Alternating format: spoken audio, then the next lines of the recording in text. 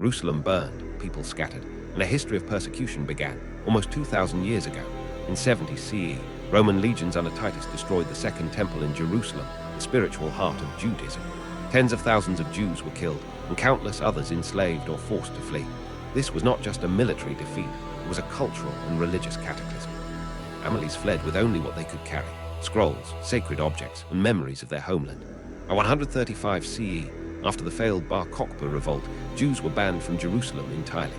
They dispersed across the Roman Empire, from North Africa to Europe, creating the first major Jewish diaspora. Communities formed in Alexandria, Rome, and later in Spain and Germany. Despite exile, Jews preserved their language, religion, and laws, maintaining identity in lands that often viewed them as outsiders.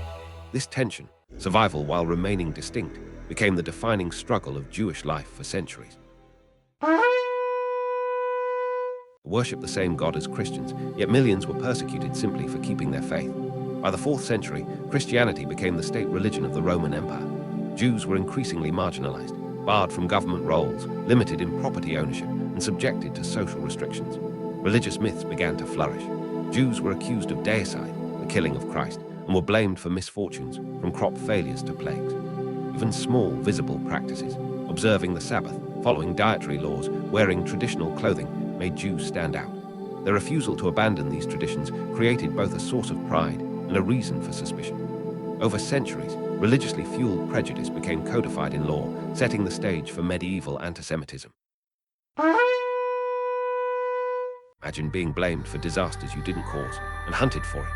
In 1096, the First Crusade swept across Europe, and Jewish communities in the Rhineland became immediate targets.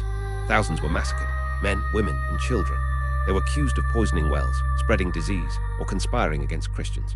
Jews often worked as traders or moneylenders because they were barred from land ownership, which made them both essential to local economies and targets of envy.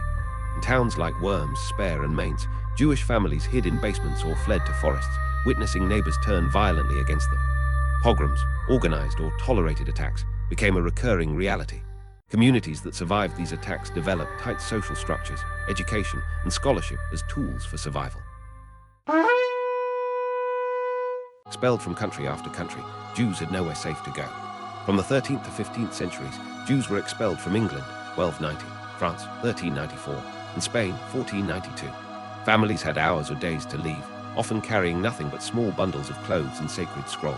Many migrated east to Poland and the Ottoman Empire, where rulers sometimes welcomed them for their skills in trade and finance. During this period, myths like the blood libel, accusations that Jews murdered Christian children for ritual purposes, spread across Europe. Even in exile, Jews maintained synagogues, schools, and community councils. Their distinct religious and cultural identity allowed them to preserve tradition, but also ensured that prejudice followed them wherever they went. Living in a shtetl was vibrant, yet danger could strike at any moment. By the 16th century, Jewish communities flourished in Eastern Europe. Towns known as shtetls became centers of trade, education, and religious life. But life was never secure. Pogroms, violent attacks often tolerated by authorities, could erupt with little warning. In 1648, the Khmelnytsky uprising in Ukraine led to tens of thousands of Jewish deaths. Families hid in cellars, forests, or fled entirely, often losing everything. Despite these horrors, shtetls produced rich cultural and intellectual traditions. Rabbis wrote commentaries on the Torah, children learned to read Hebrew, and marketplaces thrived under precarious protection. Life was vibrant, yet shadowed by fear. Even when granted rights, Jews were still far from safe. In the 19th century, Jews in Western Europe gained emancipation, full citizenship, property ownership, and access to education and professions. Yet antisemitism evolved. Now it was political and racial. Jews were accused of controlling money, subverting governments, or manipulating society. The Dreyfus Affair of 1894 in France became a global scandal. Alfred Dreyfus, a Jewish army officer, was falsely accused of treason. His trial revealed systemic antisemitism in government, the press, and society at large. Meanwhile, Eastern European Jews remained restricted to certain regions, vulnerable to state-sanctioned violence. Legal rights could not erase centuries of prejudice or deep-seated myth. 6 million Jews killed in a meticulously organized genocide, an unimaginable horror. The Holocaust was the devastating culmination of centuries of antisemitism. Nazi ideology treated Jews as an existential racial threat. Between 1941 and 1945, 6 million Jews were systematically murdered, mostly from Eastern Europe. German Jews were fewer, but many were deported to camps in Poland and other occupied territories. Other victims included Romani people, disabled individuals, Soviet prisoners of war, and political dissidents. Families were torn apart, children lost, communities annihilated.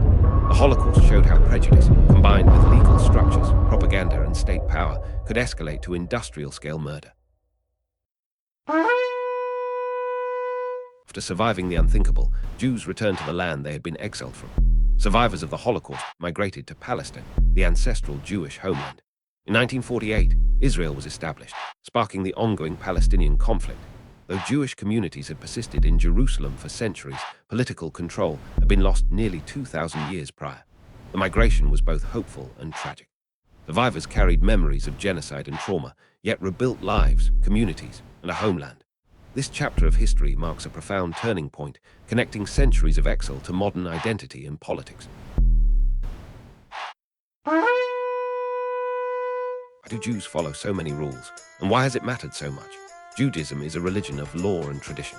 The Torah contains 613 commandments, and the Talmud elaborates on daily life, ethics, and social conduct. Observant Jews follow rules on prayer, diet, holidays, and business conduct. These practices made Jews distinct in every community they lived in. While they sometimes provoked suspicion, they also preserved identity, culture, and continuity through centuries of exile, persecution, and even genocide. The laws are more than rituals, they are a survival framework. Were Jews hated more than other minorities? Antisemitism endured because of a unique combination of factors. Religious distinctiveness, their faith was visible, consistent, and unyielding. Economic roles, trade, and finance made Jews both essential and resented. Cultural resilience, refusal to assimilate maintained suspicion. Historical myths, blood libel, conspiracies, deicide. Legal vulnerability, restrictions on land, jobs, and political power left Jews defenseless. These factors repeated over centuries, across Europe and the Middle East, explaining the longevity and intensity of prejudice. From exile to survival, the Jewish story teaches the cost of hatred and the power of resilience. Today, Jews live worldwide, from Israel to Europe to the Americas. Antisemitism still exists, but centuries of persecution have forged resilient communities. Understanding this history is vital for combating prejudice. Knowledge and memory are powerful tools. The Jewish story reminds us that identity, culture, and survival can endure even the harshest adversity. יברכך יהיב, וישמרך יאר יהיב פניו אליך, ויחונקה יישא יהיב פניו אליך, וישם לך שלום.